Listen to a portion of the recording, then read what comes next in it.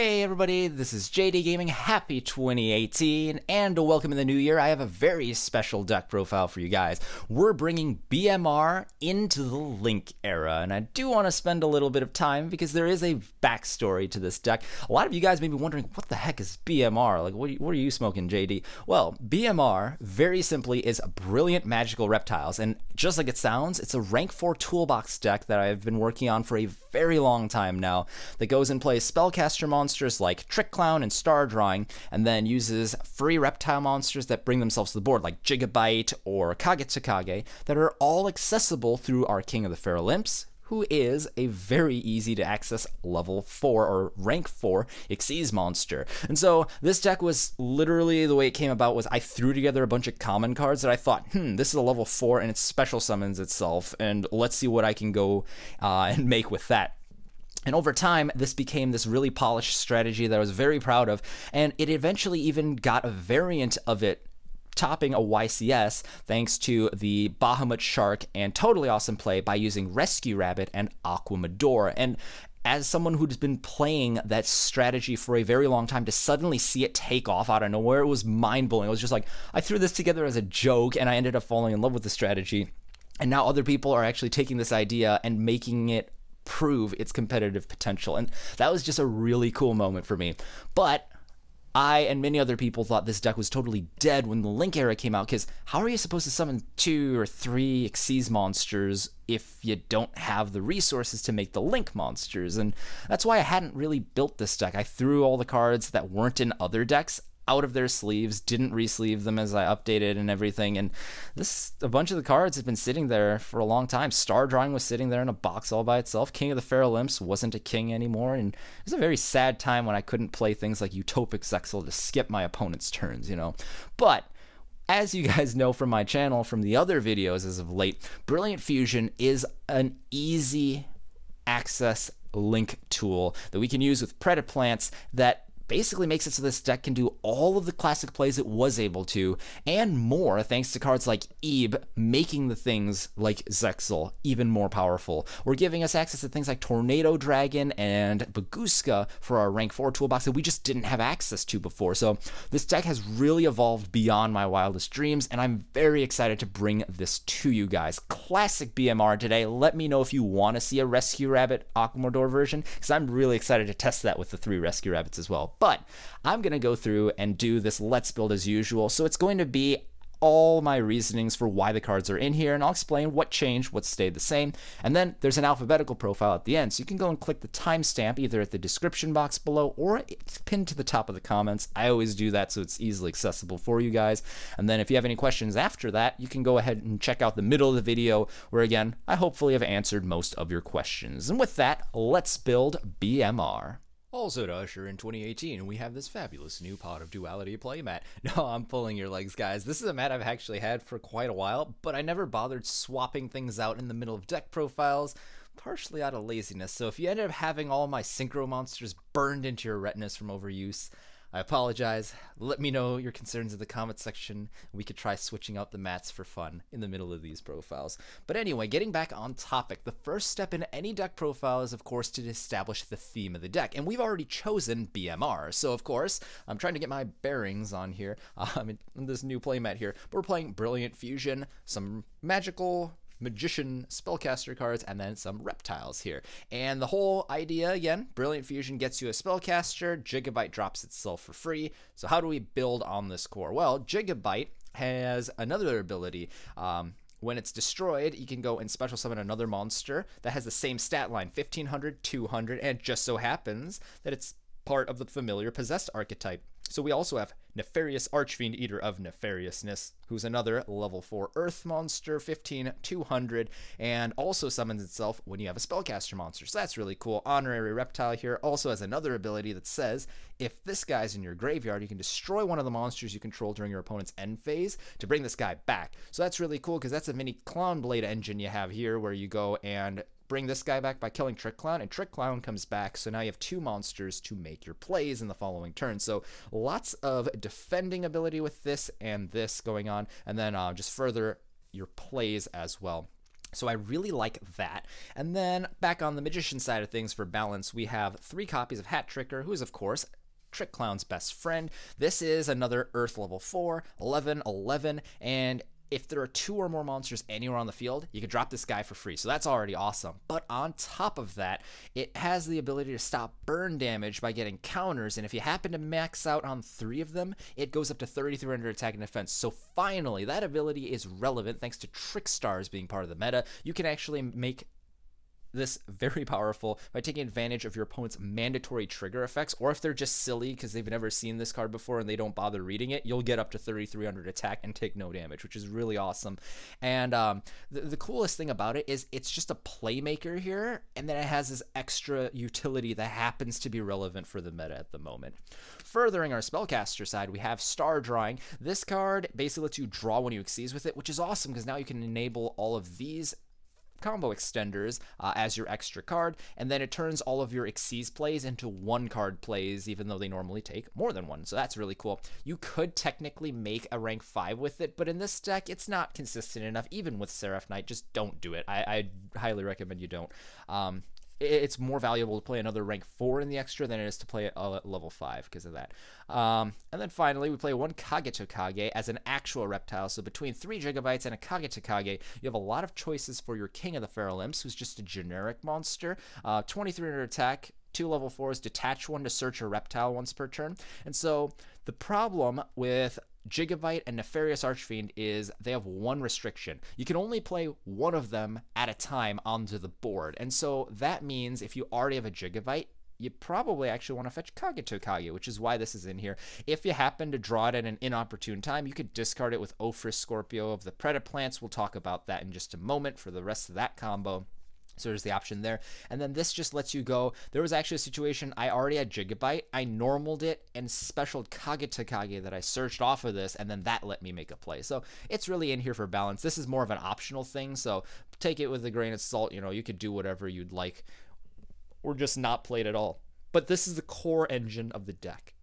Over on the extra deck side of things, I like to play these core Xyz monsters. So we play Traptrix Rafflesia with the Treacherous Trap Hole. We play Tornado Dragon, and we play Abyss Dweller. So these, we used to have the 2 of these. So these are pretty standard. This kills your opponent's monsters thanks to Treacherous. This stops your opponent's graveyard. Now we also have Tornado Dragon that's able to stop your opponent's back row. So that can stop pesky cards, you know, draw out Solemns and whatever. But it can also go and stop your opponent's field and continuous spells, which just seem to be getting more and more important all the time. All of these are spell speed 2 as well, so you can play it during your opponent's turn, and that's really important because now we don't have to worry about the opponent, you know, not being able to, or our opponent being immune to Castel as an example, because it only works during our turn. These are more specific than Castel, and it's true that you can't, you know, get over things without destruction using these guys, but a lot of the time I feel like Castel, as awesome as it is something that you could just side deck in this specific strategy because these are a lot more powerful, and I almost never go into Castel anymore. Xyz monsters dead end enough as it is because you could summon a Link monster with it, but it's not the best use of the body, right? So I ended up going with these. Feel free to consider Castel in the extra spot if you'd like, but I just like these as my core guys, especially with Baguska, number 41 Baguska. So if you've never seen this guy, he's an Earth Fiend, 2120 for stats, 2 level 4 monsters, so completely generic. In attack position, he can't be killed or targeted, so he is a wrecking ball. And in defense position, it forces every monster to defense, whether or not it has an effect, and any activated effects of defense position monsters are negated. So that basically says if you're not playing a Link deck, you basically can't play the game until he runs out of materials, because he does have an Acid Golem-like countdown effect. Every one of your standby phases, you have to detach a material and then kill him if you don't have any. But that gives you 2 materials, so you have 1 turn, he detaches, 2 turns, detaches, 3 turns. Oh, now he's dead because he has no materials. 3 turns that you can buy yourself just by playing this thing. So there's really no reason not to play this. I mean, you can always shift it into attack position to wrecking ball your opponent. You could turn it into Mrs. Radiant because he's an Earth monster, kind of like all of the other Earth spellcasters and honorary reptile we talked about in the previous section. There are a lot of things you can do with the Baguska. So, you know, all these just make it so Castel's just most of the time superfluous. And then Finally, we do play the Utopia because that lets us play the Lightning. Still an amazing problem solver card. Even more of a reason that you don't need Castell most of the time. I don't know. Castell is just not the best card anymore. Like, it's very generic and it's a good catch-all, but I would play it after fitting all of these cards in first. That's my point. Now this is the part where we add the Predaplant engine. If you've seen this combo before, I'll go through a couple reasons why this is actually even better in this strategy than others, and I'll try to make it quick. But essentially we're playing Lone Fire Blossom, who basically is the same card as Ophrys Scorpio. So we have 6 copies of this. This lets us send a monster from our hand to the grave upon summon to summon our Darlingtonia Cobra, which of course lets us fetch our instant fusion. So essentially how this combo works is you have one of these 6, which lets us go for Ophrys Scorpio. And that lets me go and detach, or discard a monster rather, to summon Cobra, fetch my Brilliant Fusion for just a moment later, and lo and behold, 2 level 3 monsters means a generic level 3 Invoker, who lets us go detach a material to go and special summon a warrior or a beast warrior level 4. So I choose Thousand Blades here. Hey, 2 earth monsters, right? So now we can go and use the 2 of these to link summon our Mrs. Radiant, who gives us 2 zones, and actually is really cool because she not only powers up herself and other earth monsters to, you know, by 500 points, but she's accessible with all of those earth monsters we talked about in the very first section, because, you know, you just need 2 earth monsters to summon her. So very accessible card. Even better because she's part of this combo. And then now we're ready to go in Brilliant Fusion our Trick Clown and our Garnet, which lets us go and summon Seraph Knight. So doesn't matter where you summon her exactly, you'll probably use her. But in case I get stopped by some trap or hand trap or something, I like putting her at the end so that I have the middle zone open for a link 2 that points left and right. So I either put it, you know, on the right like this or on the left like this. That doesn't matter all that much, but you basically bring her out. And now, since we sent this card to the grave, I can go and special summon this guy, and then that also means I take damage, so I summon the Thousand Blades back. So that combo with just Ophrys Scorpio and any monster led to all of this, which is really, really quite good, because now, extra normal summon, let's say I just drop a Garnet just because, you know, it shows that it's a terrible card, but we can make use of it here. The step here is to take an Earth Fairy and a Light Spellcaster, 2 completely different types and attributes, and that lets us summon Eve right here. And that's really cool because now Eve has an ability to protect anything that she's pointing to from being destroyed by sending herself to the grave instead. So whatever link or whatever Xyz monster we summon here, we make invincible for 1 shot, which is crazy to think about because now King of the Pharolymphs is going to fetch us both of its cards probably because it won't die. Or we can go and have Abyss Dweller stick around an extra turn. We can have Baguska stick around an extra turn. There are a lot of things that we can do with Eve that just make the Xyz monsters insanely powerful. And one of the things I really like doing is actually back from Classic BMR. We're adding 3 copies of Rank Up Magic. It could be any card, but I'm playing Limited Barion's Force just because that's the one I used to play. So more for nostalgia. You just need any normal spell Rank Up Magic card. But essentially, play 3 of these because if you draw one of these, you can go and overlay for Utopia, and then you just overlay for S39. This card has a catch-up ability. If you're at least 3,000 life points behind, you can destroy and banish all your opponent's special summon monsters and burn your opponent 300 for each, a la Chaos Emperor Dragon.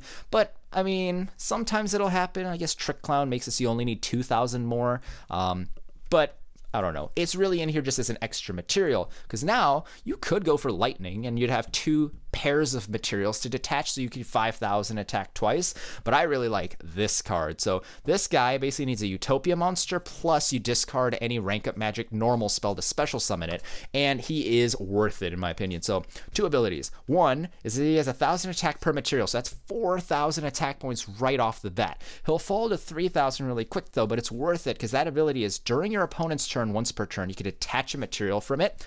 So he loses 1,000 attack, but then your opponent can't activate any effects or activate any cards that turn. So they can set cards, they can set monsters, but that's it. And it still has 3,000 attack, so now I basically skip my opponent's turn, they maybe set a monster, and then I have all this going into the following turn. So now if I go and summon any random monster, and then I go and turn Mrs. Radiant into a Decode Talker as an example, this guy is now 2,300 plus 500 because it's pointing, so 2,800. If I can throw another monster down here, and we have so many free special summon monsters in this deck, right? Because Eve is a spellcaster, and you can even drop those, you know, reptiles and honorary reptiles over here. put a monster here that can kill your opponent's set monster. This is 33 plus 18 plus 3,000 is more than the 8,000 that you need to be able to win the game right then and there. And even if you don't, hey, you detach one more card and now your opponent has to skip another turn. So like, you don't even care if you give your opponent the extra zone here. They can't do anything because they're not playing any effects. And then anything that they do play, you can just take out, or worst case scenario, Ebe goes down and protects your Utopic Zexal, which is just insane. That's the whole point of this deck. And if you don't draw the rank up magic, you give all of this power to whatever Xyz monster you summon here anyway. So that's really what got me excited about this deck. It's all of this synergy leads up to this insane board where Ebe protects things, and then if you want, you can have Decode Talker protect things even further. So lots of cool things you could do here. A quick word on the numbers, because I know this is something that I've discussed in all my videos with the Predaplant engine. How many Garnets do you play? Normally, if I'm playing just Brilliant Fusion, I play one Garnet, just like everyone else, but I don't like that idea when I'm playing these other two cards, because if you think about it, if I draw any of these, that combo doesn't work. It bricks. So how do we deal with this? Well, I basically look through all of these and think which is the worst to draw and which one's kind of permissible. Well, let's start over here. If I draw this, then all of this still works. I just end up with MX Saber Invoker not summoning this for a Mrs. Radiant. So that's actually not the worst thing in the world, because even though I don't get a free Mrs. Radiant, I might be able to cheat another normal summon. The biggest problem is then I'd have to somehow get Heroic Challenger to the grave so that my Brilliant Fusion getting me Trick Clown back actually does something other than Trick Clown hits the field. Like, if I can get this to the grave, it'd still be good, right? Well, we can actually fix that by adding a copy of Goblinberg to the deck, because Goblinberg is basically just going to synergize with everything we already have. It's another Earth monster. It's a level 4 warrior, so you could summon it off of the MX Saber Invoker. So actually, by playing just a single copy of this, you're never worried about drawing both copies, and this ends up working out. So now we're actually down to 2 cards that are terrible to draw. And the reason I think, you know, this is so important here is if you have 3 cards or 2 cards, that's the same as if you played an unlimited or semi-limited card to its max. That's not good odds for a card that you don't want to see. Like, usually if you're playing something at 3, it's because it's that good. And if it's at 2 and you're maxing out on it, it's because you still want to maximize your chances of seeing it. You don't want to have bad cards at 2 or 3 copies in your deck, right? So narrowing it down even further, well, if we look at the Predaplant engine, if I draw this, that's garbage. It's a level 3 Dark Plant. I can't do any plays with that. But in terms of what it makes dead, I have 3 Lone Fire Blossoms and 3 copies of the Ophrys Scorpio plus itself. So anywhere, if you want to count it, it ends up becoming 7 cards. But I fixed that by playing a single copy of World Carrot Weight Champion. So essentially what this thing is it's like Garnet with the same stats, but if it's in your grave, once per turn you could special summon him by sending a plant you control or in your hand to the graveyard. So what is this for? Well, now if I play Ophrys Scorpio and I have 3 dead Lone Fire Blossoms, the Lone Fire Blossoms can actually just go into World Carrot Weight Champion, so I don't dead end with another set of level 3 plant monsters. So it makes it better there. And on top of that, even if I draw Darlingtonia, Lone Fire is no longer dead because I can still use them to make a level 4 monster and thin my deck. So drawing Cobra actually isn't that terrible now. It's just the 3 Ophrys Scorpio and the 1 Darlingtonia that ends up being dead because I can still activate Brilliant Fusion and all that. So Cobra is probably okay. I just don't want to draw it. But, you know, if I draw it, it's not the end of the world. What happens if I draw Garnet, though? Well, now Darlingtonia is dead because I can't Brilliant Fusion. Ophrys Scorpio is dead as well because all it does is really summon Cobra. Technically speaking, as long as I didn't draw this, I guess I could go Ophrys into this, fetch nothing, or Instant Fusion, which I'll get to in just a second. And then I can still overlay for Mrs. Radiant play, you know, with MX Saber Invoker and Thousand Blades. But having Brilliant Fusion be dead means Garnet's dead and 3 Brilliant Fusions are dead. And Brilliant Fusion is just such a powerful enabler in this strategy that I'd really rather not draw out my Garnets and have nothing left. So I actually play a second Garnet. So the way this happens is now I'll draw Garnet a little more, but with Goblinberg I can just bring it right out. So it's a level 4 Earth monster. I can summon on rank 4 with it. I can summon Mrs. Radiant with it. Heck, I could just attack with it because it's a 19 beater, and, you know, with all the free summons you can do in this deck, a 19 normal summon actually isn't that bad. It ends up fixing bad hands where you end up drawing out your Garnet and then Brilliant Fusion's dead, and pretty much you're just, you know, totally making your power play null and void. Darling Tonia Cobra, I guess you technically could fix as well by playing a second copy, but again, Garnet, you could do something with one of your two. Cobra, there's no excuse, so I just play one Cobra, two Garnet, and then I play the Goblinberg to fix the numbers regarding the Heroic Challenger 1000 Blades. And finally, we just have to talk about a handful of cards to round out the rest of this deck. So I actually maximize on Goblinberg because this does everything you want for the deck. It triggers the if you can ability of O for Scorpio, unbricks Garnets, makes rank 4s, makes Mrs. Radiant, even puts 2 monsters on the board so you can go Hat Tricker. So literally does everything that you want in this strategy. If you find that it's consistent enough, you could honestly cut out up to 2 of them and then go play other things. But I like playing 3 for the maximum consistency. Again, do consider playing 1 just to make sure that your MX Saber Invoker is always live. I do strongly recommend that. And then I play 1 Instant Fusion because it's searchable off of off of the Darling Tonia Cobra when you already have Brilliant Fusion. And so this lets us go and play Carbonala or Camion Wizard or Rarefish or some other guys. But essentially, this lets us just make better use of those hands, because last thing you want to do is you already have Brilliant Fusion, and then you make your hand bad by searching a dead Brilliant Fusion for no reason. Instant Fusion actually extends your plays, whereas searching the second Brilliant won't. And so that's why I played in here. You could play Soul Charge, but this is more accessible and I think makes a bigger impact. Plus, it's good going first or second. A word on Carbonala. I literally chose this because I already have it. I play it in Trap Tricks. I used to play it in Psychics, so it was lying around. If you wanted to play Camion Wizard, it's a spellcaster, so that's a pro, but I mean, it's a dark monster, so it kind of overlaps with the Predaplant, so depends on what you want to, you know, do with that. I don't really think you need the extra spellcaster for summons or anything, but you could use it for that. And then Rare Fish is interesting because it's a water fish is my instinct, considering the name, but knowing Konami, I wouldn't be surprised if it's a sea serpent or a freaking divine beast of all things. Whatever. It's a water monster with a different type, so you'll be able to go for Ebe with it very easily, because unless you have Gigabyte, you don't have any other water monsters besides Ebe, so a lot of options exist, but Instant Fusion, I think, is a good way to round out that Predaplant engine. And then, I don't know, if you don't want to play that, you could always play like Castel and the Extra. And then last 3 cards to round out to 40, I just play one of each of these hand traps for just overall variety. But again, if you're playing in a competitive environment, unlike me, you can go and take out, you know, up to 2 Goblinbergs, the Instant Fusion, Kage to Kage, some other things you may have seen throughout here, and then you can add more hand traps to your liking, or other cards to your liking as well. If you watched the video in its entirety, thanks! Hopefully you guys enjoyed seeing the creation of this deck as much as I have worked on this strategy for quite a long time now. It's really been awesome to see how this deck has evolved, both in my hands and in the hands of really good competitive players as well. And it's just a blast to play, so I really hope you guys enjoyed this.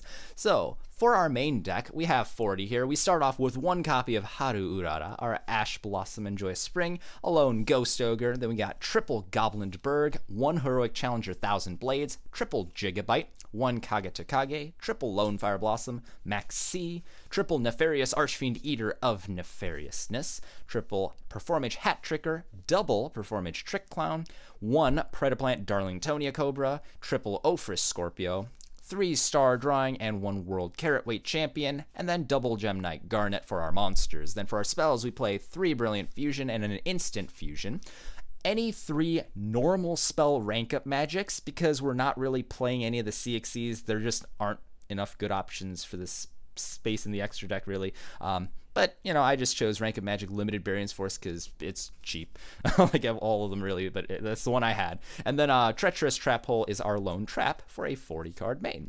Then, for our extra deck, we have Ebe and Mrs. Radiant as our Link 2s. Decode Talker is our only Link 3, and that's it. That's all we really need. Slim lineup, but it's efficient enough, and it works. We have MX Saber Invoker as our lone rank 3. Then for our 4 toolbox, we have Abyss Dweller for the Grave, King of the Feral Imps for our combos, Baguska because he's mean, Tornado Dragon because it's back row hate, Trap Tricks Rafflesia because it's front row hate, thanks to the Treacherous, Utopia, Prime, and Zexal, which you're playing off of that rank up magic. And then Utopia the Lightning, you can go off of S39 into either of these guys, which is pretty cool. And then Carbonella for the instant fusion, and then Gem Knight Seraph Knight for the brilliant fusion. That's the end of this video, but if you enjoyed it, I encourage you guys to leave a like and share it so we could spread the video to as many other people who may enjoy the content as well.